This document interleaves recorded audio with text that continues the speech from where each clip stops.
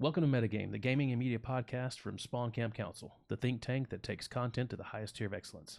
Tonight we're giving you the hottest information on the latest game, so boot up, log in, and enjoy the show. This week, Everspace 2 Alpha launches, a new Tarkov map, Outlast Trials makes the Cold War even more horrific, and Airborne Kingdom suffers from product placement. We aren't talking about any of that crap tonight. Tonight, I'm your host, Adam 12, with our co-hosts, SolidScorpionZ, OldDirtyRobot, and the king that dropped the ball on the whole Humpty Dumpty debacle, KingDawes. What the fuck? Hello, everybody. It's true. Great to see you guys. Yes, you as well. Been a bit. Good as always. Yeah, it's been a couple months since our last metagame, mainly because there just isn't shit to talk about. Content drought. All the PC and game conventions have all been canceled, so there's really not much to see. But now we have lots of good information. We do. And in our wonderful topic that we started not too long ago, This Week in Failure, Destiny 2. KingDawes. Let's talk failure. about it. Failure is such a subjective word. To some, failure with Destiny is a reoccurring nightmare. And it seems that way, unfortunately, with Destiny. Destiny has been plagued recently with a lot of ups and downs. The ups, let's start with the ups. Destiny just had a season release, which season 11 just came out, Season of Arrivals, and it's the prelude to their next big expansion in the fall, which is supposed to be like Forsaken, House of Wolves size content. It's going to be a huge overhaul of the game. There's a fourth element coming in, a fourth damage type, which is called Stasis, which basically lets you control the darkness that we've all been on the back burner for 6 years now. So it looks super cool. The gameplay looks great. Bungie themselves actually laid out the next 3 years of content, giving us some teaser trailers and game titles. It's ambitious of them to think that far forward when we have an underlying kind of aroma of failure. The last season was not received very well. Trials came out for the first time in years. It came out, quote unquote, they didn't want it to come out half baked, and it was raw when it came out. It was just plagued with cheaters and exploits, and the game itself, the game mode, the rewards weren't there. There were no adept weapons. It was it wasn't the Trials of old. It was a good start. If this was where they started, I would have been yeah, keep going with it. You're almost there. You're about 30% of the way there. But it's something that the community, that's such a known game mode that it did come out half baked. What are your guys' thoughts so far with Season of Arrivals and what happened last season? And well, I'll say the Season of the Worthy, ironically named, was the worst Destiny 2 experience I've been through yet. Worst Destiny, not Destiny 2, the worst Destiny experience. And we went through Curse of Osiris. yeah, exactly. Right. Running through the endless maze of the same content over and over and over again. Yeah, even that was better than this last season. Yeah. I mean, it seemed like a lot of rehashed content. We just finished the season of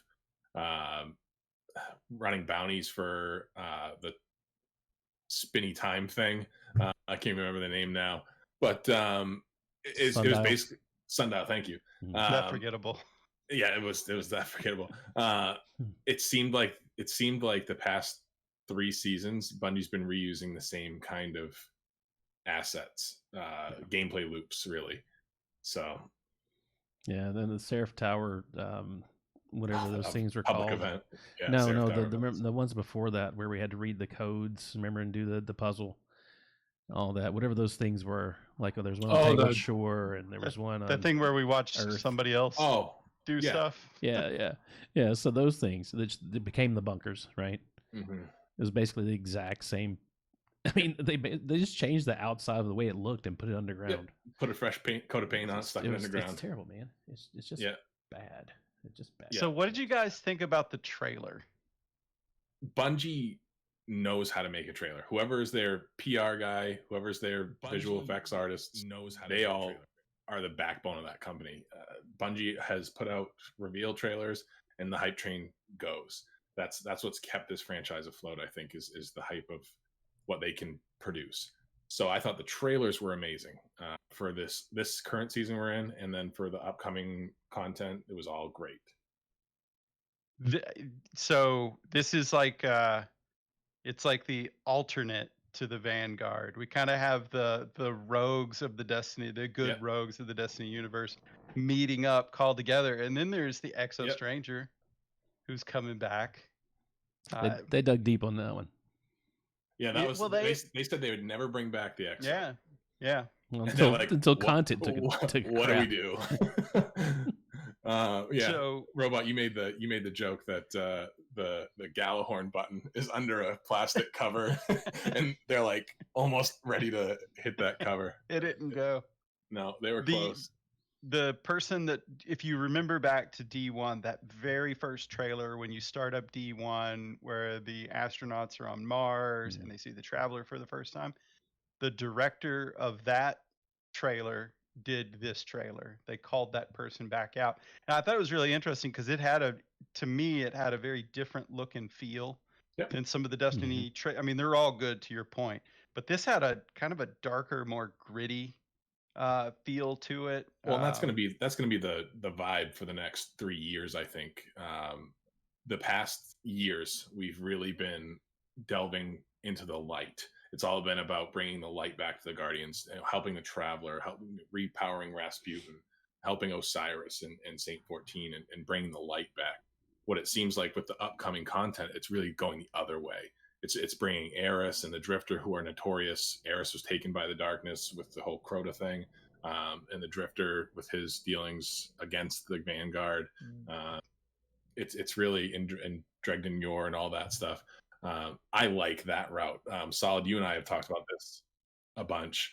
We've wanted Dark Guardians for a long time, and I would love to see that side of the Destiny lore and universe explored. And it looks like it's going that way. Like, we're seeing Savathun kind of come back. We're seeing the stasis abilities come back, and that's a cool narrative for the Destiny universe. What about the oh, sorry, go ahead.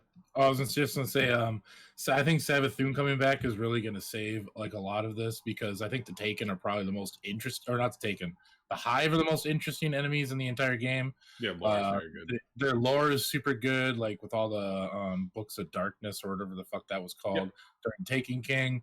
Like, that is the most interesting lore now in the whole game, besides like maybe Vex, but Vex are just kind of like, they just throw in little pieces all the time. They're just time traveling.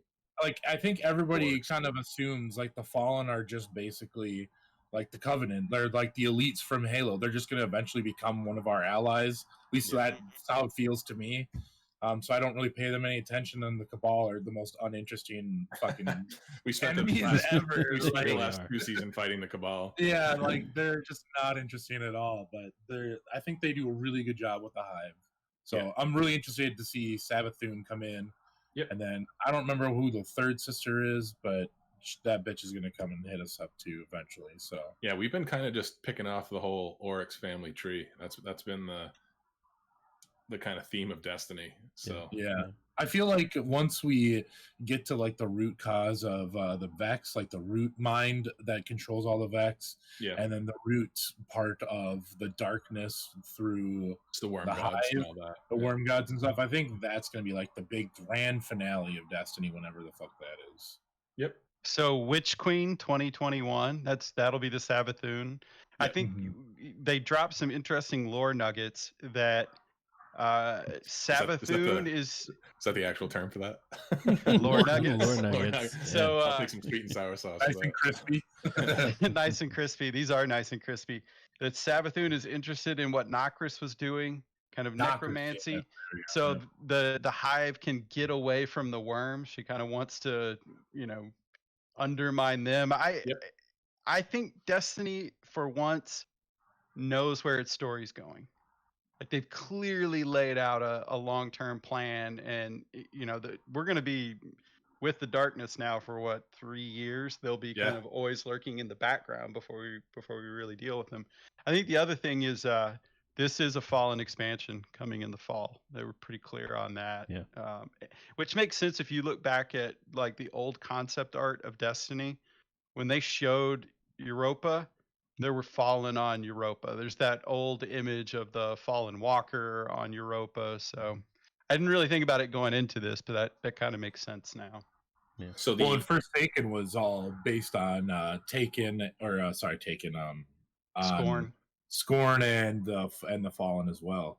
It's like the whole thing. So it's kind of got to come around, I guess. So the 2020 release, which is the one coming in September for us, is titled Beyond Light, which is us delving into the darkness.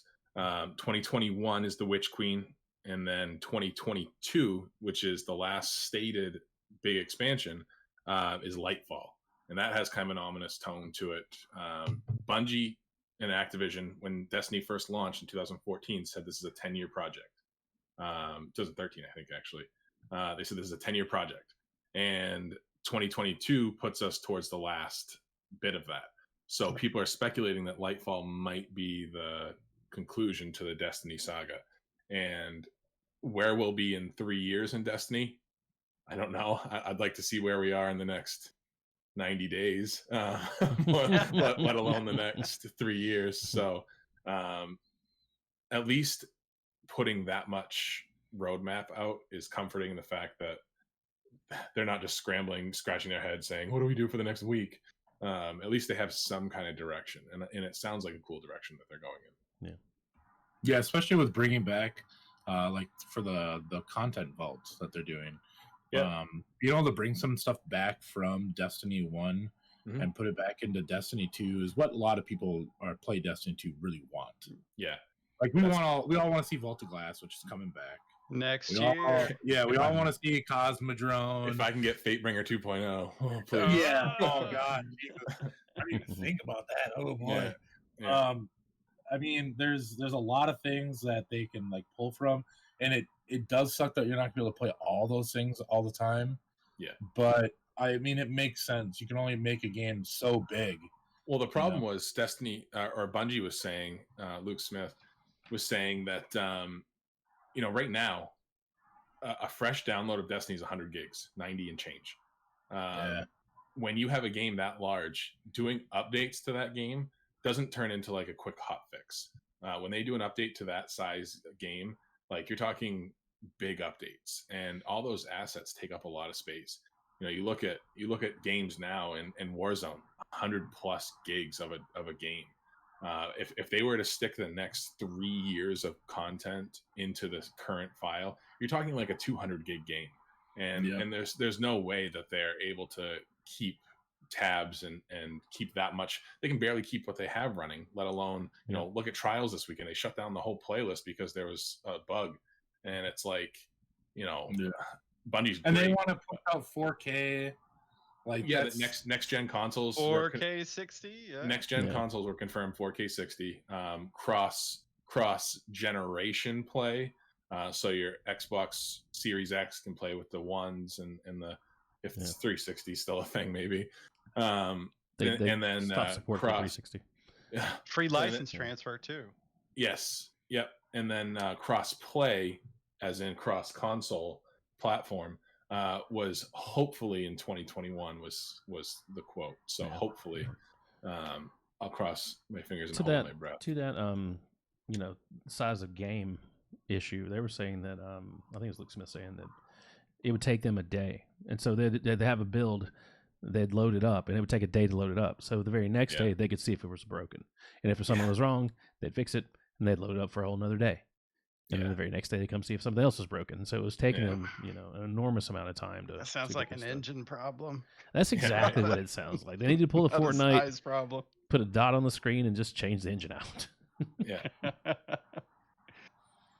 Hey, they did touch on that though. That Unreal Engine D2 is it. D2 is it for a while. There is no D3. Like there's no D3. I don't want to restart. I don't want to reboot again. I don't want you to break all the systems you already have. I think Destiny's starting to get really interesting with charge with light builds and Warmind builds. So that's been what's I'm keeping me in these optimistic. seasons as well. Are the builds. That's been great. One kudos to this season is it feels like this season has taken all the previous probably 3, maybe 2 seasons worth of builds and jam them all into one, so you can get some really nice stuff going on, and that's armor mods and weapon mods and all that. So it's been fun. So that's all great news about Destiny, but this was the weekend failure. So I was trying to ease into it. I was trying to hype it up. This weekend failure for Destiny. I touched on the trials thing. They shut down a whole playlist because people couldn't access the lighthouse. Hold up. 1 second. No, they didn't just shut down the playlist. They hyped this being fixed starting this season. It's been fixed every week. They were like, starting next season, we're gonna have a cheating thing. Have that worked out. We're gonna have adept weapons coming into it. And they did change. They did change the playlist.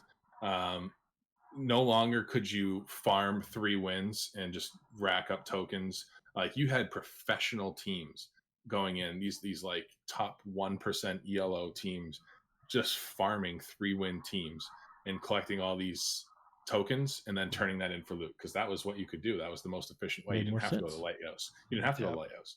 And there's no reason to do it one time and then you're done. No. Now what they did is at the beginning of the week, you could buy or get a bounty, and that was complete X amount of games. Doesn't even have to be win. Complete X amount of games, and you get a trials engram, and that makes it much more approachable for crappy low tier players, because all they have to do is lose 10 times in a row, and they still get the gear that somebody who would win would get.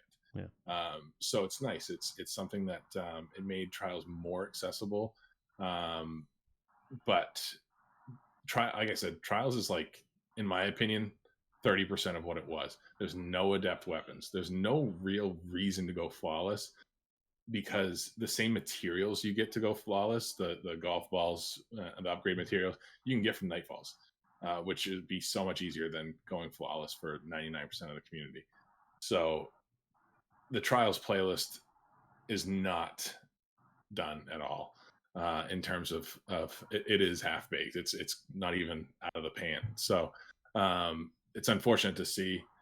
That would be a big fail, in my opinion. The seasonal release right now, I'm having fun with the season, even though I'm not playing the season. My game's running right now, as a matter of fact. Might as well. I'm playing. So it's funny. We're all actively playing right this second. Us 4 and 63% of the community right now are all playing Destiny. What we're doing is we're AFK farming. What that means is the best way to get loot right now is through the Umbral engrams. It's a new engram from Bungie where you can focus it down to equipment that you want, as opposed to just a large pool of equipment. The easiest way to get it right now is to lower your light below 750 with old gear and mods, and then jump into the Forge. Destiny has an AFK timer, and I'm not sure the exact time, but it's over a minute. And to jump into a Forge and let it auto complete by failing takes 59 seconds. So what you can do is sit in an endless loop of Forges, just failing, and you'll never get kicked for inactivity because it's shorter than the AFK timer.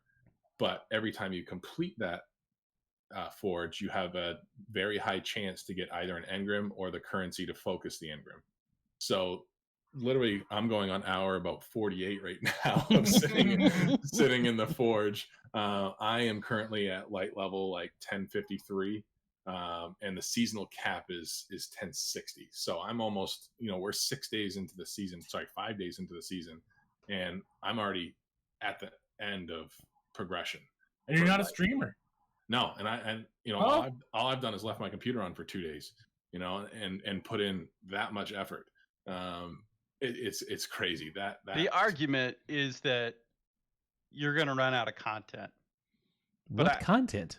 Right. What content? No. I've been out of content for a year and a half now. I would push back and say that I'm going to spend more time doing the things that I like in Destiny, and I'm not going to be time gated with kind of a progression system that just chasing the power grind. Doing stuff that I don't want to do, bounties and rerunning content that I'm not necessarily wild about at an interval that I don't want to do for 3 weeks. And now I can run dungeons. I can do nightfalls. I can do the, kind of the Yep. in-game stuff that I'm accustomed. We're all accustomed to. Right, because 6 days ago we were at the maximum power. When Tuesday came out and the reset and new expansion or the new season came out, that power level jumped by 50. So now we're 50 light behind max light, which is what endgame stuff is. So one of our friends, Rev, said, if you're going to artificially inflate the power cap, I'm going to artificially increase my power level by AFK farming. I don't feel bad one bit doing it. I run 3 characters. I'm only doing the AFK farm on my Warlock right now. Probably the only one I will do it on, just to get to 1060 on him and then play normally on the other 2. But at least I have 1 character at max level that I can go do the exciting and fun stuff that you want to do in Destiny. Well, in defense of the process too, we've talked about this before, is that a lot of the streamers and everybody else for that matter goes and, ticks off all these bounties but doesn't turn them in until after the new content drops. Bounty horde. Right. And they have 120 bounties to turn in day 1. Yeah. So it's So not much funny tweet in all this. There's some great tweets going around about this. Yes, there are. But Griffin Bennett, who works at Bungie, says, so great seeing the Destiny community come together and celebrate Festival of Lost in June. The tower is just buzzing with masks. What fun! That's one of the tricks to lower your light level, is to put Halloween on these in masks, June, these masks that have 0 light attached to them, which are all a Halloween mask. And it's funny, you can see in the tower, you see them going back and Everyone's forth got with a a mask drifter. They've got their That's what I Halloween. like about Bungie, though, is Bungie's having fun with this. They realize, like, oh, hey, we left something in the game. People are going to abuse it. Yep. There are other games that I won't name We've talked about that this. will literally reset your progression a month back that for one doing too. this. Yeah, that one too. Yeah. It stings a little bit. It turns out I do a lot of AFK farming, but I like the way Bungie handles stuff like this. I don't see them penalizing players. They do and or they anything don't, like that. though. There are some. If this was an XP exploit, I don't think it would go over so well. If you could go into the Forge and get 10,000 experience every time it finished, and people were blistering up to 100 on the season pass. Oh yeah. I don't think that would fly as well. Maybe. The engrams that they're getting, all they're doing is getting to 1060 power, and then you still have to run the whole season and do the season pass. Yeah. If it was an XP exploit, then I think it'd be a completely different story. Let's not forget, we have Moments of Triumph coming up. That's a huge event. There's going to be a lot of content in that event. Yep. They dropped a dungeon day 1. That's pretty amazing. And then also they've data mined supposedly a huge quest that's about the evacuation of the planets. So the ones that are going to go into the Vault, Mars, Io, the Leviathan, those are going to get evacuated, and there's a huge quest associated with that. Doritos are coming. Yeah, so I think there's content for this season. This is typically a good season in the history of Destiny. Summertime's usually good. Yeah, summertime's good. The ramp up's good. They got to get people engaged. Yeah. Well, you can't come into we all saw the trailer for September. You can't come into that with a flat season before that, because you need the interest peak. You need interest at its highest. Yeah. The end of August, people need to be ready for the next season or the next expansion to come out, and you can't do that if season 10 were the one before the September release. You wouldn't have as many pre-orders as you do right now. So yeah, agreed. They kind of had to do this considering they were releasing their new $70 content. Yeah, they had to do something big this time. And like you said, I think it's each week is going to increase and have a lot of content until we get to there. Right. So fail. Like I said, fail is a subjective term. I myself am having fun right now. Right. Talk to me in 2 weeks when I am out of stuff to do. But right now I'm having a good time. And I'm taking it a day at a time with Bungie, and I think they are as well. So they're mad. They have to be mad. They are steaming right now. I am sure. D just punching his desk right now. Those motherfucking min-maxers, did it again. They're blaming Telesto. They're exotics are slated to get disabled. It's we will not go unpunished for this. So one last point on failure: the live event. Don't. Well, I was trying you to. guys waste And I so know much time with that. this has gone on for a little bit, but hey, I tried you know to what? scrub that from my memory, but Hey, it was a live event. Cool. It took Oh a my lot God. longer than it took expected. an hour and a half You, to you, blow up a ship in the sky. oh my God! And you go from Fortnite, like all the great Travis Scott things that event. they've done. I mean, not just that, the Star Wars event, the Yeah, missile that the broke the marshmallow. sky. You Dude, they're know, about to have a full-on movie broadcast in Fortnite that you can sit down and watch it's crazy. in the game. This Yeah. was Bungie's first whack at a live event. Right, right. They were saying, outside sources were saying technically this was a great step. Consumer wise, this was a shitty step. It was so bad. We Better waited, communication. We waited an hour and a half to watch 8-10 minutes of content. Yeah, maybe less than that, 5 minutes. The whole premise was the Almighty, which is the Cabal's big ship, was hurtling towards the Earth on a kamikaze trip. Rasputin let out his sparkles from the sky that destroyed the ship, and it crashed somewhere on Earth. We all were there, hyped, ready to go for this event. 10 minutes before it was supposed to launch on reset, the tower was packed. You if you weren't in the tower, good luck getting in an instant. And we sat there. It was 12:59. 1 o'clock hit. We're all like 90 minutes later. And no, it was like 5 minutes when we went by, and we're like, did it move closer? And we got into 30 minutes early just in case too. Yeah. It was like so minute that it moved a bee's dick closer. And like I said, it took an hour and a half to shoot a ship down out of the sky, and we did get a cool. We did get an emblem out of this after you inspected the crater that was in the tower. Now, crater is a strong word for the. It took an antenna down. For a ship the size of a planet to hit the tower. It took out. It was a divot on a golf course. But if you inspected it, you got an emblem, and you didn't even have to be there to get the emblem. You could go to the tower after the event and check it out and still get the emblem. Schmucks that sat there for an hour and a half. Bungie was slapping their knee laughing at us. Yeah. But as a technical achievement, I don't know what goes on for that, but everyone that knows what's going on said it was great. You figure to broadcast that same event to that amount of people, good job. Fortnite's done it for 3 years now. I'd like to see more live events, but like you said, Robot, better communication. Bungie said you got to be in the tower at reset to watch this happen. No, you had to be in the tower an hour after reset to watch it happen, because that's when all the action happened. Right. And maybe something, we got tweets during it of like DMG and other hang in there, Cosmos, it's like, coming. I'm grabbing my popcorn. It takes a while to shoot down a ship that size. Like, come on, whatever. Just hit fast forward and let's do this. Yeah. But I'd like to see more live events. Take some notes from Fortnite. I don't want to see a Destiny concert. I think that'd be lame as fuck. But I would like to see. Unless it's Paul McCartney singing the Destiny song. Yeah, something. Bring back Dinklebot to serenade us. But I'd like to see more live events because I think it's cool for the community. But maybe take some pointers from other studios before we try another one. Yeah, absolutely. It's enough Destiny. What you got for us tonight? Who did you say? I said robot. He said robot. I said robot. All right. Yeah, robot. I heard you. Well, okay. So, I mean, we have PlayStation 5, that event. Did Solid want to touch on that, or do you want to talk about maybe some interesting graphics cards that may have surfaced? Let's talk about graphics cards. I would actually like to hear that. We can do this really quick because there isn't a lot, and I think it's important to kind of go out and look at this. But there was a leak. Nvidia, the 3000 series cards have at least test samples have been photographed.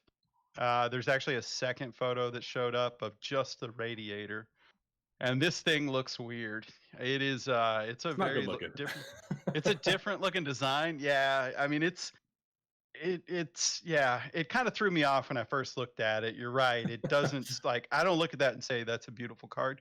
But frankly, the Nvidia cards aren't necessarily the prettiest cards. Usually the partner cards end up being a lot nicer.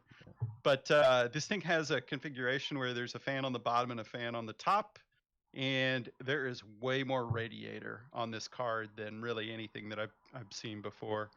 But the pictures aside or leaks aside, kind of the consensus is that the 3090 will be kind of the 2080 Ti equivalent of the new cards coming out. Numbers as what was it, 30 to 60% faster? Yeah. No, excuse me, 60 to 90% faster than the 2080 Ti That's crazy. for the 3090.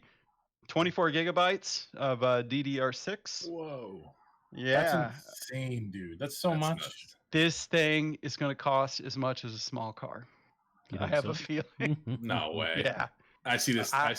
This boy comes in at $1995. Do you think this is? I was going to say this is a $2,000 car. 1995 is what it's going to cost. $1999. Do you think this is a new Titan?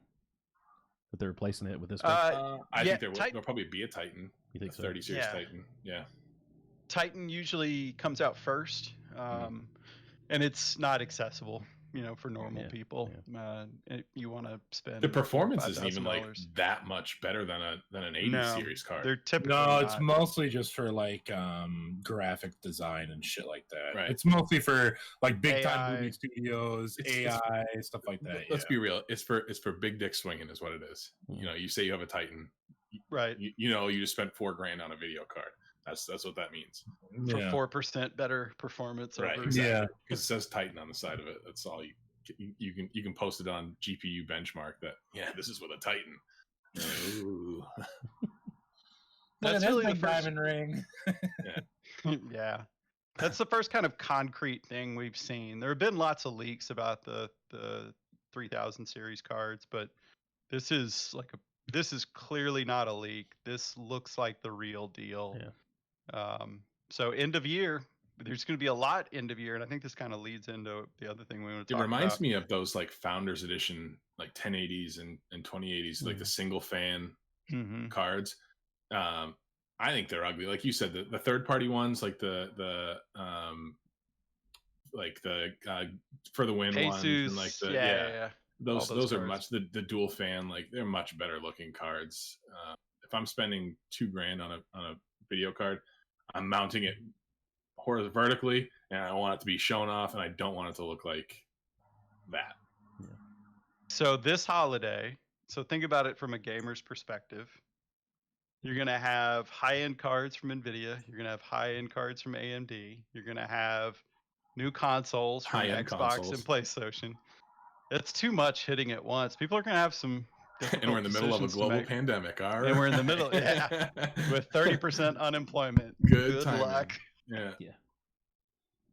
Those Trump checks came a little too early for. Too early. Yeah.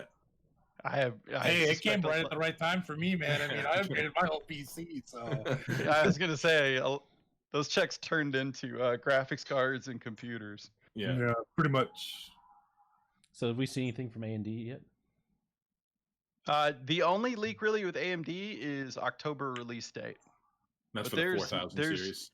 Yeah, you really haven't seen anything on like test builds of cards or anything like that. 4700 XT. Yeah, so kind of sitting on the same thing. Okay.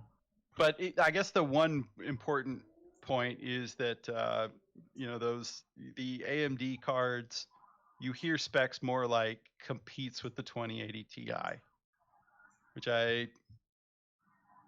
Nvidia just seems to be one step ahead on that top tier card. I think they do really well in kind of performance or mid-level cards.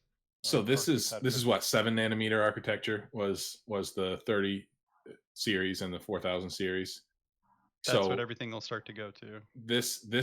What I saw an interesting post on Reddit about Moore's law, which is every 2 years the size of these chips are getting smaller and more compact. That's why we can have these big leaps in computing power.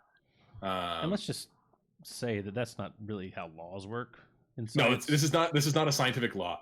Newton put out some laws. Gravity is a law. There's thermodynamics are laws. This is saying, yes, there are generational leaps in technology. That is a diminishing return, and that's what we're seeing, and that's what everyone is saying. That we have these big, you went from the VCR to the DVD player to the Blu-ray to these were big leaps in technology. We're getting to a point now that you're going to stop seeing these big leaps and bounds, at least with our current technology. These cards are amazing. 24 gigs of RAM on a video card is stupid. That's an obscene amount of RAM on a card. In 2024, 2022, are we going to see that same level of jump? Probably not, but it's an interesting time to be in computer hardware, because I think we're at that point where gaming itself, 4K used to be something that TVs weren't even out in 4K. Now we have 8K TVs, we have 16K TVs that are slated to come out, and it's like, are we going to have that much technology available to us? Probably not for a while. And a lot of people are saying the budget cards, like the budget products, your 3300X CPUs, that's the wheelhouse that a lot of companies are getting their revenue at right now, is those low tier, your 5600 XT cards, as opposed to the 5700 XTs, and your 2070 Super, which is a great card compared to how much more do you have to spend to get into a 2080 Super, $600-700 more. And that's where I see these big flagship GPUs and CPUs. They're cool on paper. It's cool to see companies putting out these big dog cards, but that's not a sustainable product. Yeah, These new cards are the big leap, though. Yeah. To be fair, so like the 20 series and the 10 series, that's the same architecture, roughly same nanometer. So this card is kind of the big leap. I think that was the disappointment with the 20 series and the kind of the last series of AMD, is you just didn't see a huge graphical difference other than RTX. RTX was the differentiator on those cards. Well, you have 1080s that are still very competitive, performing very competitive to 2080s. I just upgraded to a laptop that's a little better than my old PC, but I had a 980 Ti in my tower, and that 980 would still rip. That was great for 1080p gaming. I would get 200 frames on that. It's dying right now, but for a card that's 5+ years old, that's awesome. And so I'd be interested to see the actual FPS figures and everything on these cards when they come out, because if it is that big of a leap, I think it's gonna be very good for gaming. It is, and it's going to be at a budget price too. I mean, like their 3060. I mean, you can expect that to be similar to the price of the 2070 now. 2070 Super, probably, I would imagine, just because of the leap that it's making. Right. But with Moore's Law, I mean, the thing that was always limiting was the heat. I mean, you can power it, but the heat would get to such a point that you can't really make that sustainable. Now with the 7 nanometer, and even 4 coming out soon, probably in the next couple of years, that's blown all that away. And then, graphics cards are great, but this is going to be leaps and bounds for other products too. From servers to to medical equipment and everything else. To I mean, things are AI. gonna get crazy. Yeah, there you go. Elon Musk says, "Watch out for that." But yeah, it's good technology. I mean, the ability to have that and not produce a huge amount of heat. The other sort of down part of this is that this big ass radiator, now we have 4 slots taken up in our PC from the GPU. And are we talking 4.0 now? These cards have to go into PCIe 4? Yeah, I think they're running at 4.0. And that's not that's not everything. Support. That's the X570 cards. That's the it's backwards compatible, but it just won't run as fast. Right. I mean, to get the maximum performance out of it, you're gonna have to get these. You're gonna have to overhaul. You're gonna have to get a new board. Yeah. I got one of those PCIe 4s. I got one. But I ain't getting that fucking card. No way in hell.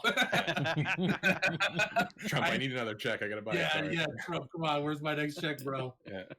And then where's my next bonus from work? I need those to kind of line up together. Well, the X570 boards, like I got mine for what, like under $200. So they're not like super expensive to get. I think you're actually in a better position in AMD because AMD, their CPUs the socket supports a kind of a broader line of products. Right. I have a feeling with AMD, even if you have a 9900 or a 9700K, you're probably going to have to get a new board. Right. I have a sneaking suspicion that Intel will pull something. Yeah, Intel will. Yeah. Yep. I just bought a buddy yesterday. We got him the new 10700 K, the i7, and its board is the only board that had the PCIe 4. I'm like, yeah, you're gonna want this for the future, but you're probably not gonna use it, like unless you're real crazy and want to get the next. That's adding up quick. Yeah, exactly. Oh, yeah, exactly. And his board was only like 100 and it was like 190, I think we spent on it. So it's definitely gettable, but it's like, where are you going to use these PCIe 4 products? You know, not everyone's got a spare, you know, mini bus laying around that they can just junk for this. All right, Solid, what do you got for us tonight? Well, I mean, Robot kind of alluded to it already. Like the PS5, they finally revealed it, guys. They finally revealed it. So I know everyone here has already seen it and has already watched it. Now I'll kind of go down the list of like the things that they unveiled, I guess. First, they just kind of came out right away with a new Spider-Man game. It's going to be all based on Miles Morales, and there's a lot of like confusing conjecture on if it's an expansion game, if it's a standalone game. They haven't really been clear on it, and I honestly have not been able to figure it out. So I see it constantly everywhere that yes, this is an expansion, or no, this is a standalone game, like from multiple sources. So I have no idea. But that is coming. We finally get a Miles Morales in a Spider-Man game. Yeah. I like the Miles. I like that version of Spider-Man more, especially coming off the heels of the. Give me a Tobey Maguire version. Where he struts down the street. Yeah, I know, right? Fucking finger guns to people. Jesus Christ. Next gen. My Spider-Man wearing Air Jordans. I just think that's a good fit for that character. Well, and Into the Spider-Verse was such a huge movie. Like everybody thought that was probably the best Spider-Man movie that's ever been made. Great. It's one of the best movies ever made. I mean, it's very amazing. Great. The animation was great. You know, yeah, and to be able to finally bring him into the limelight and to show off Miles Morales and like who he is, along with other Spider-Mans, I think that was really, really cool thing. Well done. Yeah, very well done. Yeah. Yeah, and Spider Pigs.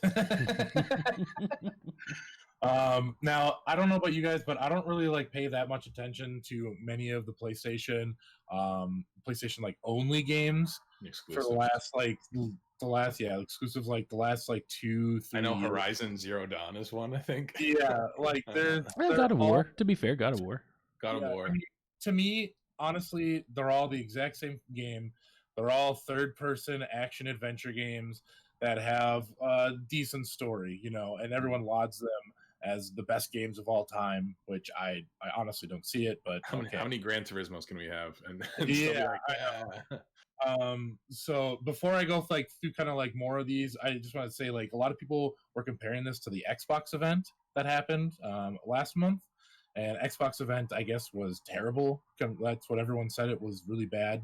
They thought there wasn't a lot shown. There wasn't, you know, obviously they didn't show first party. The major thing was that they had gameplay, and it was touted as gameplay, and very little of it was gameplay at all. Yeah, which is a fucking stupid developer thing that they should have known. They should have known that as consumers, we all know what that actually means. It's a cutscene, yeah.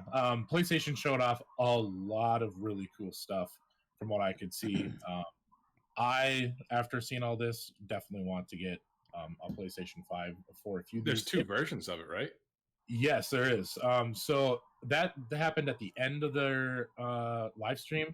There is a physical version which has the disc. You know, there's a disc on the side you can put in disc.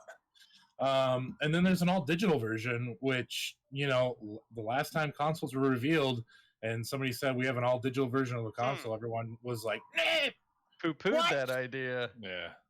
We can't do that. I need my physical media. It makes so much more sense now. Jesus Christ, yeah. As soon as I saw that, I'm like, oh, sold. I will buy It one. made sense in 2013. When's the last time you went to GameStop and bought a Come on, but that was it. Yeah, like Pokemon for the Switch. Even that. I bought my Sword and Shield online on the Nintendo store. Yeah, exactly. No one buys their discs anymore. No. The only people that do that are the ones that want these collector's edition physical packs, and even those are usually pretty much. You're probably not even going to open it or something. But yeah, exactly. The digital one will be the way to go, and I think it'll be cheaper than the physical copy. I have a feeling it's going to be $100 to $150 cheaper because no way.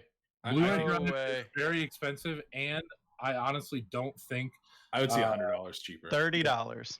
No $30. It's going to be $30. No way. Yep. $30. I think my guess was $5.99 for the physical, the disc drive one, and $4.99 for the digital. For digital, yep. That's what I'm thinking. No way. It's the same thing that they're going to do with the Xbox. So Sony owns the license. For Blu-ray, number one. So there's more cost in the license for Blu-ray than there is in the actual player. Right. The player is a $5 part.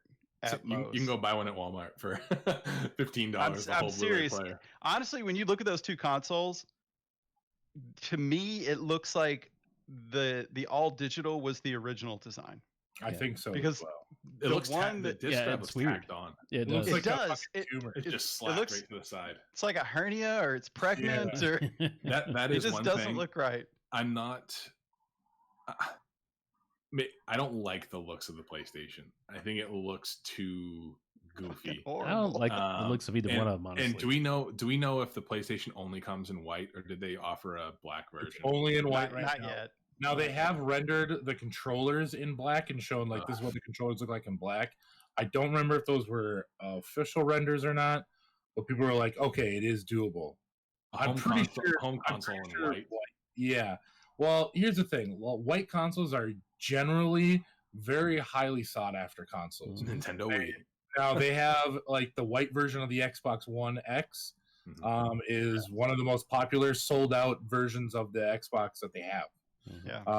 I think a white PlayStation 5 console makes sense, but I think that they're going to see that black console is going to do really, really well once they finally come out with that. Well, you take the Series X, which is literally a locker at a gym.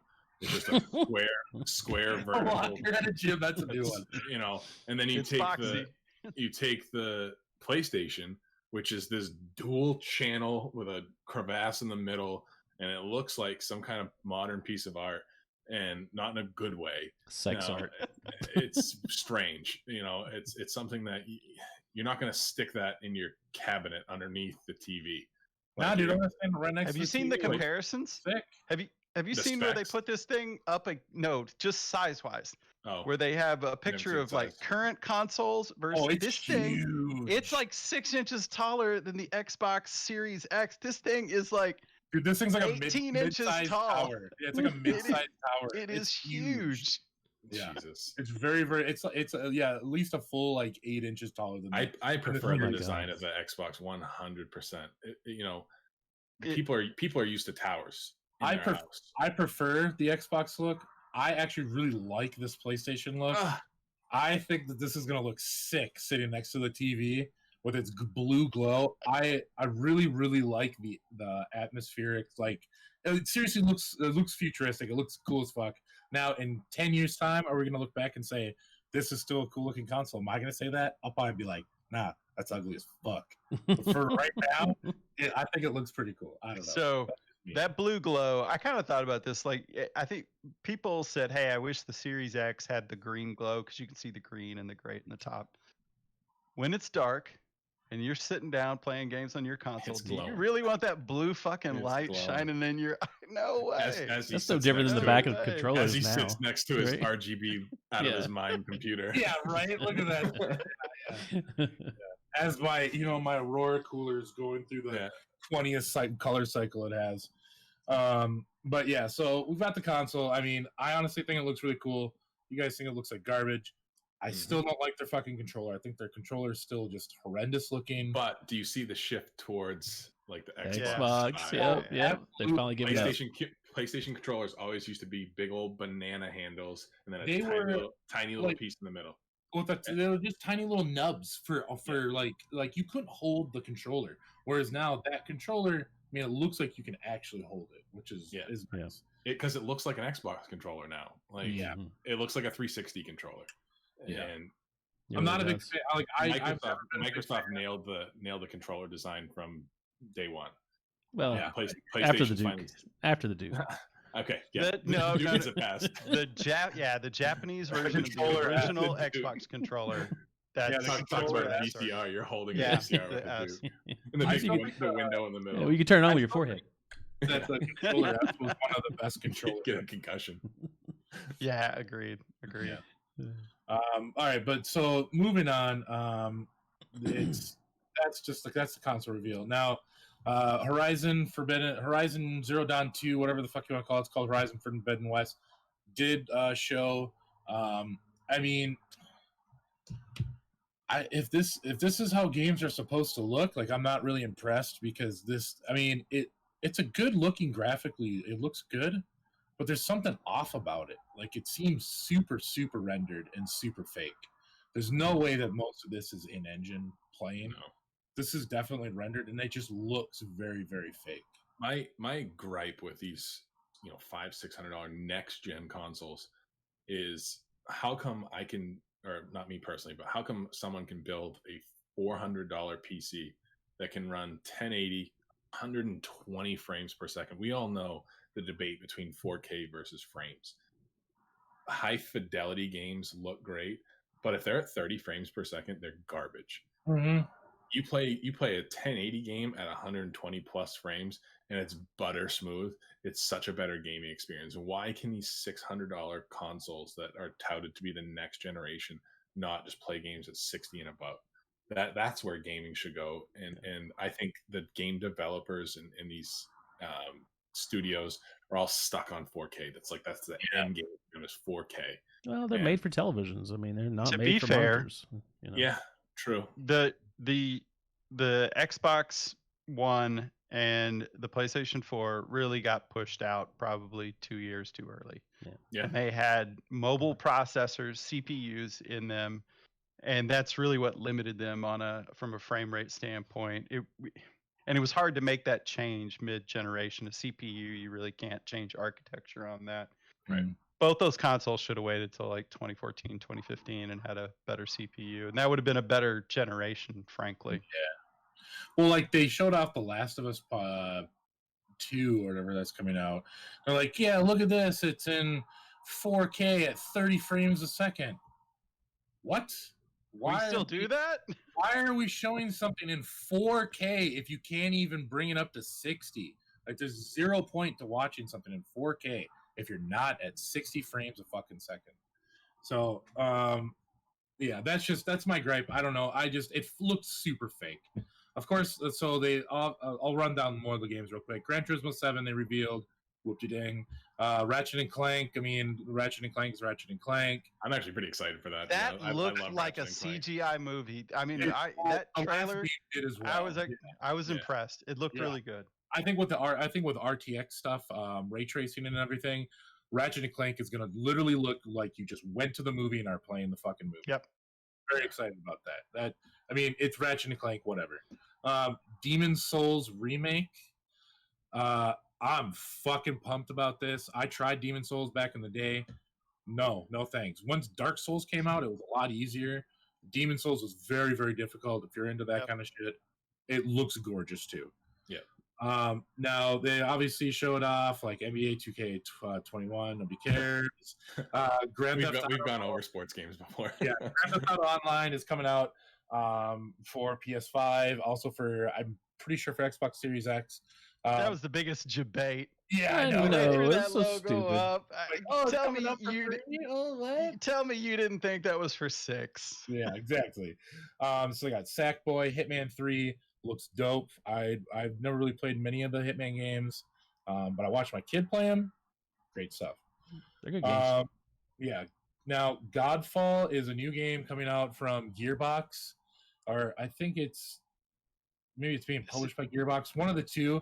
But it's being touted as a looter slasher. Ooh. So it's not going to be a looter shooter; it's a looter slasher. It's third-person action melee combat focused game that is going to be very dependent on drops like Borderlands. And Randy Pitchford's pushing it out the door, and he's like, "Yeah, this is gonna be great." It looks really good. What's the name of it again? It's called Godfall, and it's I believe it is coming out for PC, but I could be wrong. Not on Xbox. It's not on Xbox. This is PS5, PC.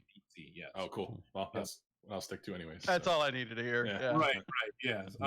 There's a couple other games in here. I mean, really, there's a cat game. I'm excited about that.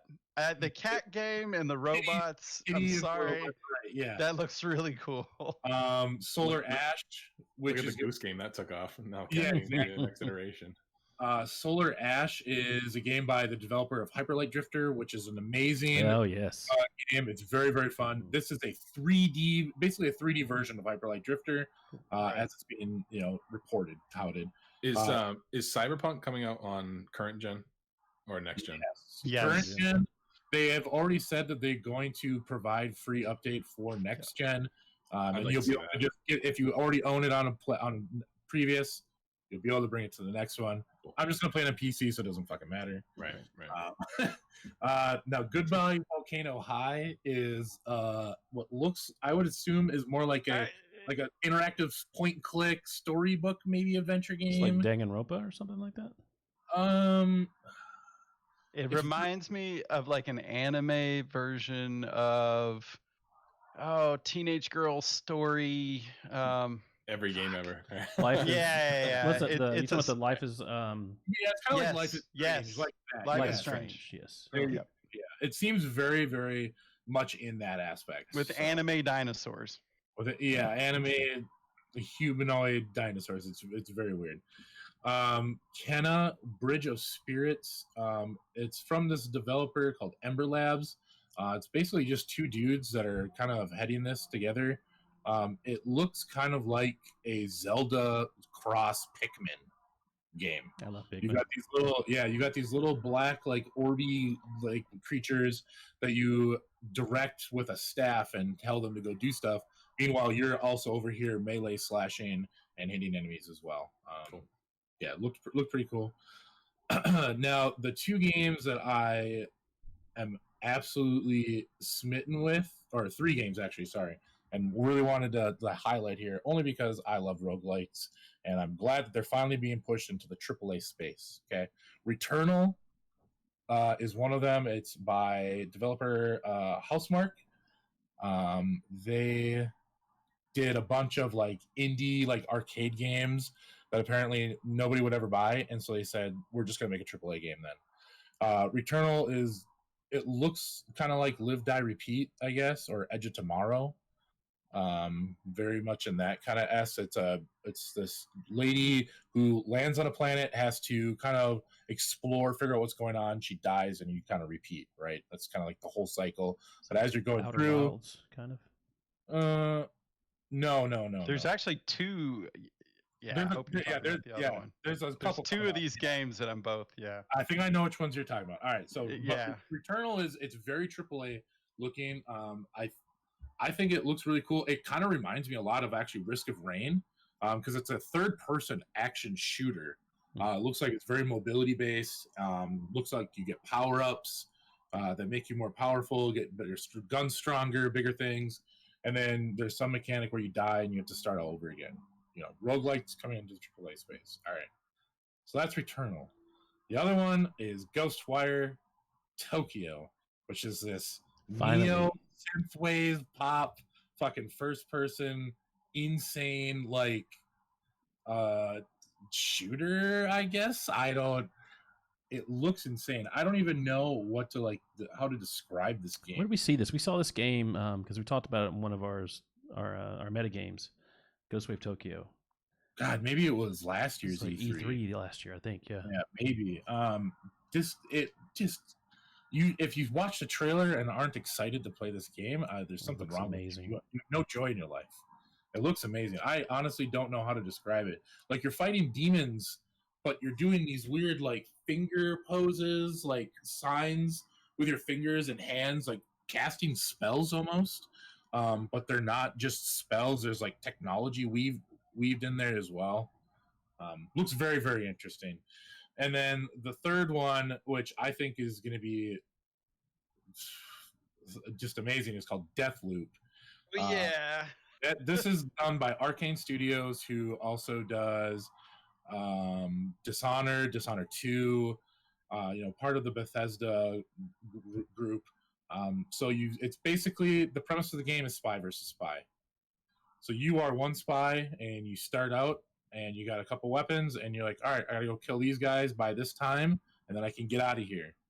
Well, most of the time you're gonna die, and that's kind of like the story, I guess, aspect it looked like. You die over and over and over and over and over, trying different ways to kill all these people before a specific time. But there's also the factor of another assassin out there who's trying to kill you as well. So that's why the spy versus spy thing comes in. An actual player? Super stylish shooter. The thing I liked about this, so what's the first person shooter that has kind of the red wireframe? Super hot. Super hot. This in a way reminds me of Super Hot. Kind of that really super stylish, play the same sequence over and over until you get it right. And yes, that was the one that really stuck out. I was very excited for this. I feel like Deathloop is on a lot of people that just got onto the top of a lot of people's lists after watching this, because the trailer was super good. It was all gameplay. Like, the whole trailer was nothing but gameplay. Adam, multiplayer, I'm not sure. Okay. I don't know if it's an actual other person that you're fighting.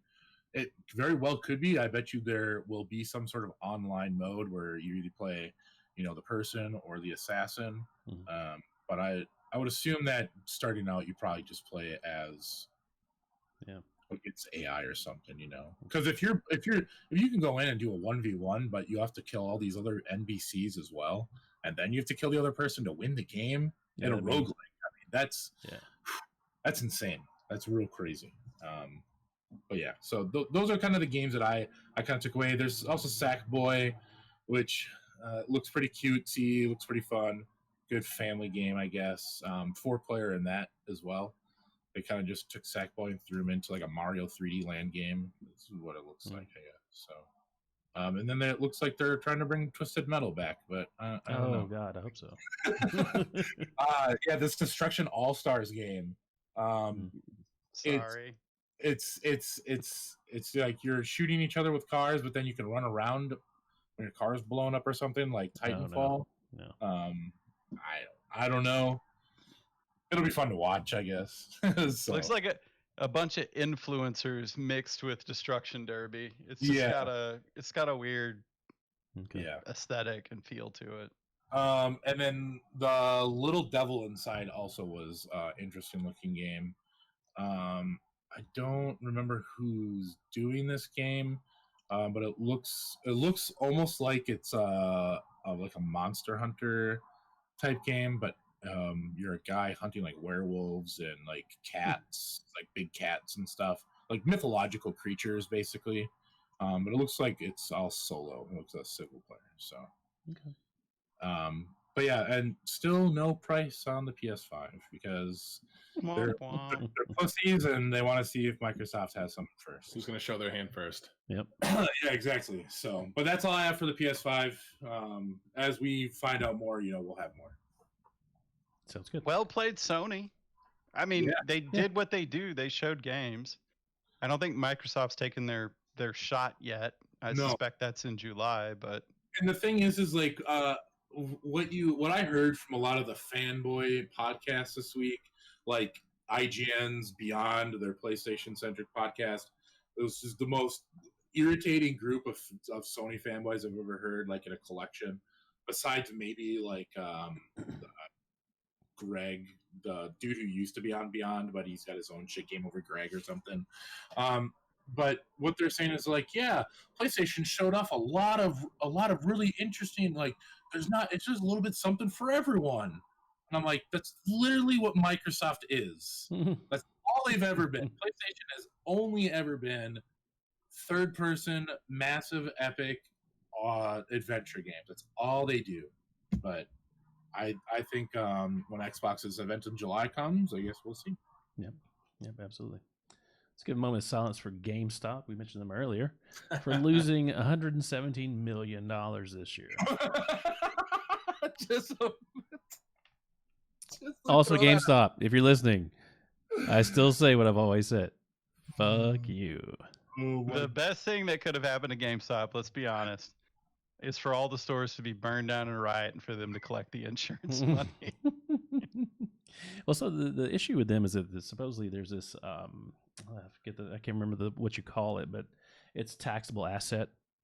So basically, if you don't pay your taxes over time, you can defer it. Deferred taxable asset, I think that's what it's called. Anyway, you defer your taxes. It's like, we didn't make you money, we didn't make you money, we didn't make you money, our overhead's too high, and you don't have to pay all that, right?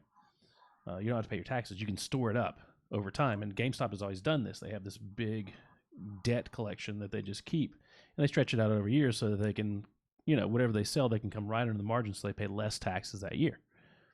They use this debt as a loss, cut it up each year, use that debt as a loss, and say, well, we only made $2 this year instead of 20 million, and do that way.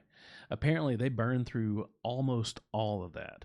It got devalued. That was the first part of it, so they didn't have as high a dollar value on it, and then they had to burn through most of it. So most of their inventory is gone, but apparently they think that they're going to be just fine. So they think they'll go all digital. Okay, am I going to come to your store? And I don't get it. I don't see the model going forward. They can say, they have to make positive forward-looking statements like, we can continue to operate, we'll be in business for the next year. They can't come out and say, hey, if we don't make it this year, we're going to crash and burn, because the stock will tank. Right. But I would be surprised to see GameStop make it out. It's not looking 2021. Good. Yeah, I'd be surprised as well. Yeah. If they don't get the bump from the new console sales, that's typically what they really rely on, is new console cycle, new console sales. If they don't get that, they're in trouble. Big trouble. All right, to D&D, as we love to do. Now, it's been, I think, 2 podcasts we didn't talk about last time, but we had a trivia question a few podcasts back. It was, how many classes were originally offered in the red box for D&D? The answers were 4, 5, or 7. If you remember, one of you got it right. Just one of you. And that was OldDirtyRobot. Hey. Yep. 7 classes. Blind squirrel finds a nut. There were 7 classes. So in addition to fighter, magic user, thief, and cleric, elf, dwarf, and halfling were all classes, not races. Cool. Right. Not races. Yeah. Pretty cool. All right, this week on D&D Beyond only so far, because the books have not been published yet, Mythic Odysseys of Theros came out. Very cool. Followed up their Ravnica Magic the Gathering assimilation with call it Moot from here out. Let's keep from saying Mythic Odysseys of Theros, which twists my tongue all the way. It's Greek mythology. They're adding that to the game and finally doing a deep dive on gods, which is kind of cool. TSR, now Wizards of the Coast, have been shy of the topic since like the 80s Satanic Panic. If anybody, I don't know if you guys remember all that. I was definitely in through all that. I wasn't born yet. But anyways, it's nice to finally get an official take on the religious aspect of play, because they've avoided it for so long. And so, there's a religion check in there, but nobody really knows how that works. Yeah. Does my God intervene? Yeah. What happens there? You know me, I'm a big fan of using skills in D&D, and one of the several that gets unused is the religion one. And, like we talked about, using it appropriately and how do you get loot from it, because that's really what we want. We want to get some kind of boon or some kind of advantage or loot from the thing. So now, you have piety, and there's a score of it. Depending on what you do for your god, you can go up or down in that piety. And they can lead to bad omens, that you can roll for, and they can lead to the things that you can get, which is pretty cool. There's an Oath of Eloquence Bard, which is basically a historian orator. Pretty cool. Oath of Glory Paladin. That came from Unearthed Sounds Arcana. Yeah, I think we've talked about in the past. Leonin cat type race, satyrs, which is pretty neat. Very cool. Gladiators and lore, of course. But the most important thing to me is the devotion mechanic. I think that's really neat take on that. You also got the Minotaurs race coming in. Very cool. That was a UA thing, or I think it was a homebrew kind of thing. Yeah. Minotaurs are a cool class. Yeah, the satyrs are very cool. The potty starts at birth in Theros, so you get a kind of a superpower, supernatural gift when you're born, and that sticks with you. So you now can be that hero in D&D. That the Hercules. Yeah. You kind of start out in a fun spot instead of fighting rats for the first 4 levels. Yeah. Just kind of nice. And the good thing is that the gods aren't like all knowing or all powerful. They have their flaws, and then you can.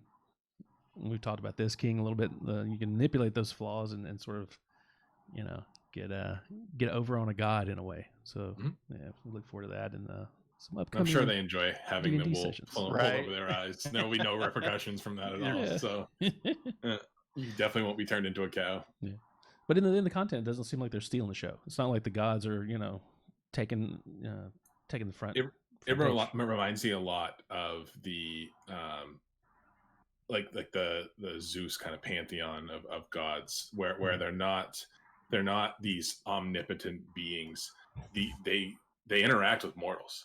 They're not going to come down and interact with a beggar probably, but they have their devout following on the mortal plane, and they can be persuaded. They can be used. They can be as great allies. The whole kind of aspect of this is to bring them down to a more attainable level. There were gods, or there have been gods throughout the whole history of D&D, but they've always been that upper echelon of like you can interact with them, but you're never gonna have them as an ally.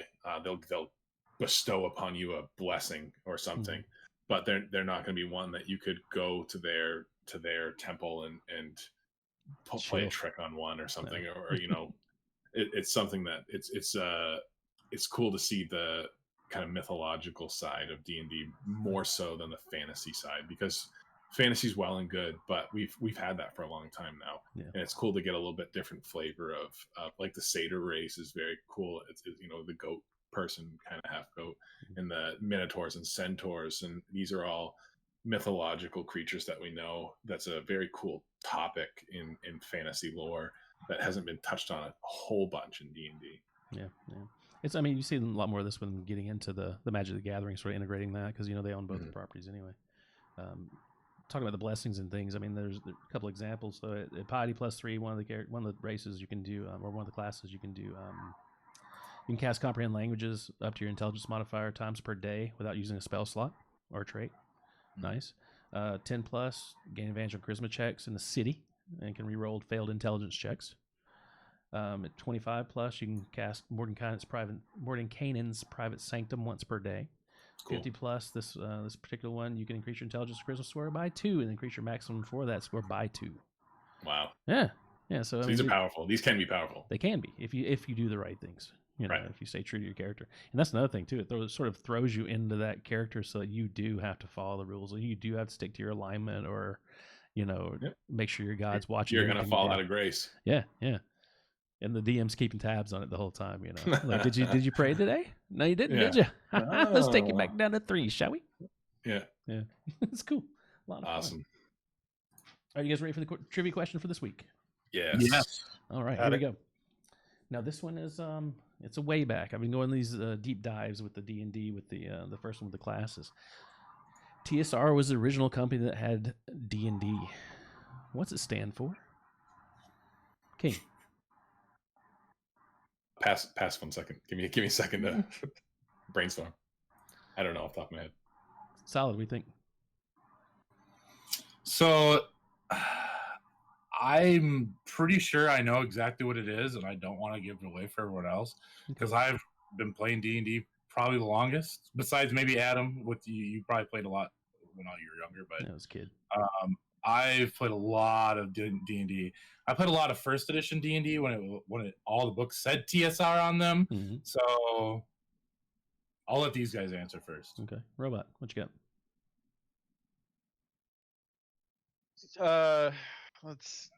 two souls reunited. So close. I'd So throw a complete close. guess out, so I'm gonna just pass. All right. And Solid, what do you think? Tactical studies rules. We will find out the answer to that next podcast. It's funny because like when I was playing D&D as a kid, I would see TSR in it, and I was doing a lot of like J.R.R. Tolkien stuff too. So I'd get the J.R.R. and the TSR mixed up all the time, and I would intertwine them Yeah. when I was talking about things and writing things, and just it's a headache. All right. Anybody else anything? Sorry. Blah. Does anyone else have anything tonight? No. All right, everyone. Send us an email at spawncampcouncil@gmail.com. You can get a shout out in our podcast. If you have a question or a trivia question that you would like to leave for us, then we'd be glad to talk it out on air. Great job tonight, gents. Where can we find you in the real world, Mr. Dawes? You can find me everywhere at KingDawes1. SolidScorpionZ. I am at SolidScorpionZ on Twitter and twitch.tv/SolidScorpionZ if I ever stream. Mr. Robot. OldDirtyRobot on MySpace. I still keep a pretty active page going I'm there. still not in his top 8 friends. And it's Yeah, no, pissing me it's off. still Come just check out Tom. my Come check out my Just Tom. playlist. Dethroning Tom is literally impossible. He actually just learned to code, so he put this awesome background on there. Yeah, it's got sparkles. Oh my goodness. And I'm Adam Too Well. You can find me everywhere on that, Twitter especially. Just dumped my Facebook and Instagram, so forget those because I'm not on those anymore. Good for you. Yeah, Verge. over it. Proud of you. Thank you. Thank you for watching or listening to Metagame. That concludes our cast. Check us out in a few weeks for our next episode of Metagame. Until then, remember, in one life, you're Thomas A. Anderson, program writer, a respectable software company. You have a social security number, you pay your taxes, and you help your landlady carry out her garbage. Good night.